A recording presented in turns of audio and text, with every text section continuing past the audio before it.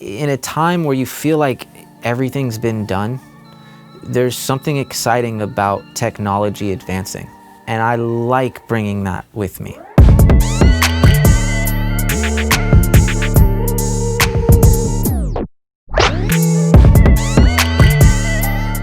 I think a lot of music that has been released over the past several years has opened up doors for a lot of different spaces that we can record in, you know. I personally would like to be able to record anywhere, right? And I feel strongly about it. So when I built my setup, I took that into account, you know, working in spaces that are a little bit, you know, unorthodox. And some of those spaces have been hotel rooms, have been Airbnbs, and they've been studios. It's no secret that control room recording is a standard today. And we do work a lot in these large format rooms, consoles, big speakers, and they help facilitate accuracy, you know, when it comes to placing sonics in the right place and to feel. But working in all these spaces, what I've found is they're always different. And it comes down to even the technical of the channels, to how we hear the music. And so what I've done recently is created a consistency in my sound, which comes with me everywhere. A backpack and a Pelican case. It's got the computer, it's got the Apollo, and it's got the Townsend microphone. And I rock that everywhere.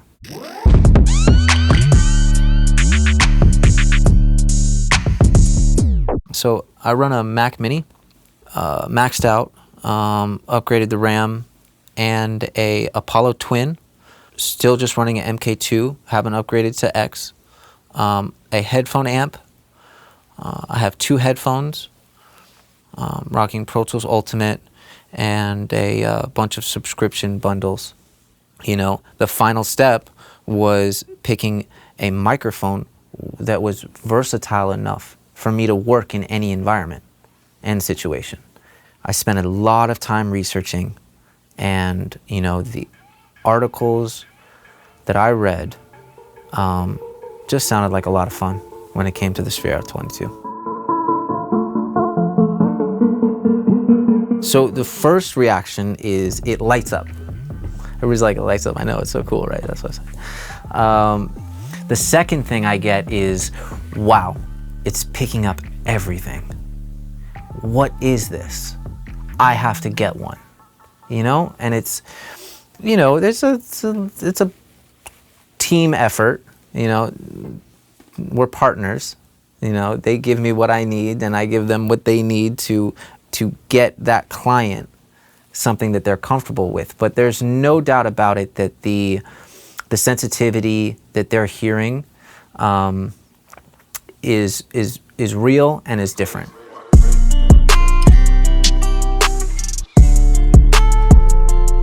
My car's exotic, rats can't fit in my wallet, all this cash in my pocket. So working with somebody like Rich the Kid, he's comfortable when we're traveling around, waking up early and having me head up to the rig that's set up in one of the suites and just going. And so we have studios booked, but for the most part, a lot of the stuff we're doing is where he's comfortable and he likes being out of a booth, you know, and that comes across. It's exciting and it's new, it's different all the time. And you know, we do so many different things, whether it's lighting candles in a room or making sure the ambiance is good, or we have what we want and need in these environments to make us feel comfortable. And for this album, what we were comfortable with was traveling around the country and recording and making it work. And it sounds awesome. But when you have, you know, Youngboy and Rich in the same room and they're writing and they have these ideas, you know, they take a nap and wake up or go up to the room and, you know, it's normal situation stuff in these studios where how they're comfortable is, you know, is what excites them in the moment.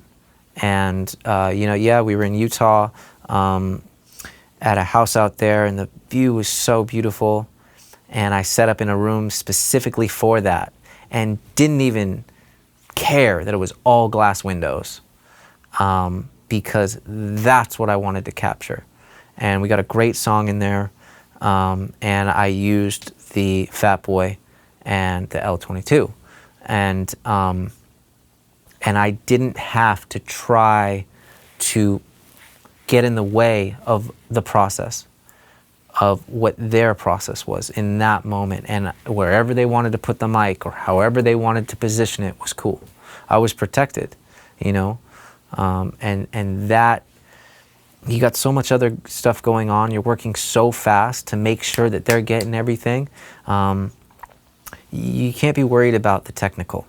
It's more instinctive at a certain point, because essentially we're the pen and paper, and they're giving us those words and writing down. So it's ba, ba, ba, ba. The communication between us, engineer and artist, it's a lot of mind reading. And when you're on the same wavelength, it can really be magical, right? You sit in this chair, it's the hot seat, right? And it's always been that way. And whether it's a facility like this, or you change the ideology on, well, this is the situation, but now we're in a different space. Nothing changes. The speed doesn't change, the quality doesn't change, and the professionalism doesn't change. The space changes, and it's been a huge treat for me to have a room disappear. So I was in a smaller room recently, and I was getting a little bit of reflection that I didn't like, and I didn't have my soundproofing blanket stuff with me, right? The reflection blankets, we'll call them. And we're recording, and I don't really have very many options in a space, and you get called to show up someplace. It can be anywhere. One thing you want to make sure is that you have usable material, and we were going for a very direct and present vocal for this artist, Beam. And he's very particular, and he's super talented, and he knows what he wants. And what I found that by dropping the mic to hypercardioid, I got rid of the room and also made his vocal very present and up front. But then that same night, there was a group of recording going, and I put it in Omni and recorded that way, and to have the options, it's just made everything so much easier, and just less for me to worry about, and more on just to allow that process to flow. But I will say that, the options of narrowing a pattern, and really hypercardioids I've only ever seen, manufactured that way. To get a pattern that way, that's fully accessible around, is pretty impressive.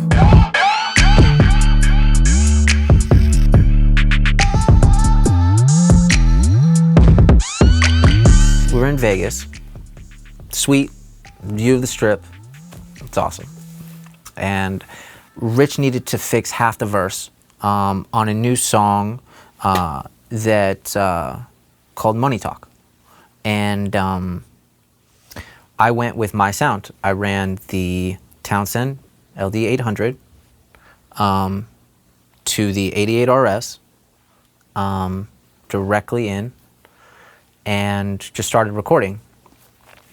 But the most interesting thing for me was that I didn't know what the source microphone was, because this was a song that was recorded before me.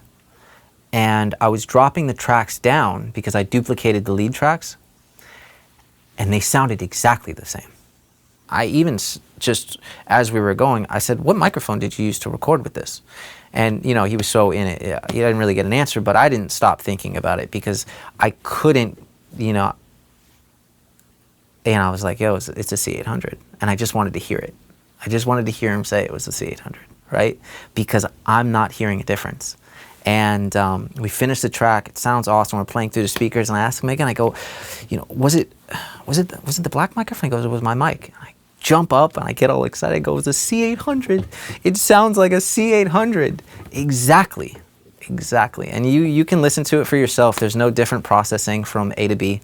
You can hear how they transfer into themselves, and I would love for you to, call out the differences, because I can't hear them. When you have a microphone that is affordable and so versatile, and for me personally, now I slap a $10,000 price tag on that thing, that is special. When you can take audio from a microphone with no processing and drop them down next to each other and it sounds the same, that was another eye-opener.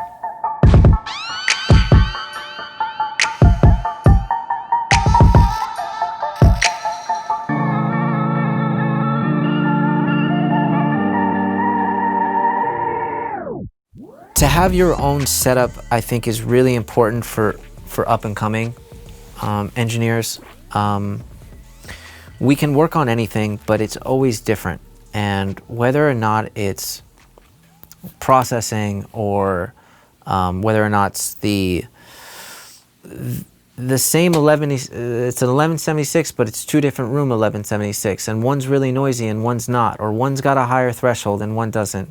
I don't worry about it anymore. I was in a room the other day with a C800 and an 1176 and a Neve Pre, and it was noisy. And I bypassed the 1176 and I went straight through the Neve, and it was a little better.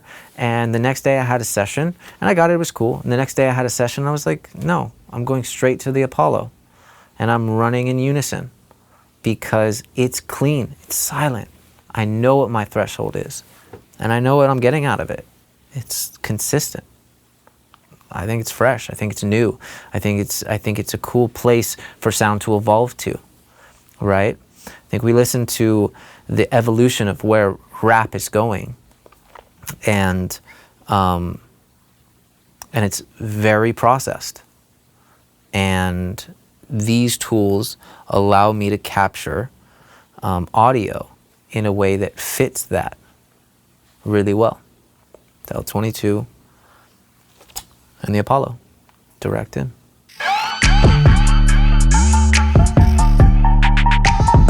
So I was super skeptical because I was looking at a few higher end options, and I was looking for a microphone that had a lot of people's stamps of approval on it. Because when I decided to build my rig and actually go forward with a mobile recording setup, which is essentially what I do and have been doing currently, I wanted to make sure that I wasn't suffering with any of the quality and that anything would come back at me. Because it was really important for me to get a studio sound, but not be in the studio. Super skeptical when I started. I listened to it. I made the judgment for myself, which is so important because we get caught up listening to everybody else. Trust your ears, right? It's not the gear, it's the ear. And I've been hearing this a lot lately, and it's true. Because what we can do by listening, just make the choice for yourself.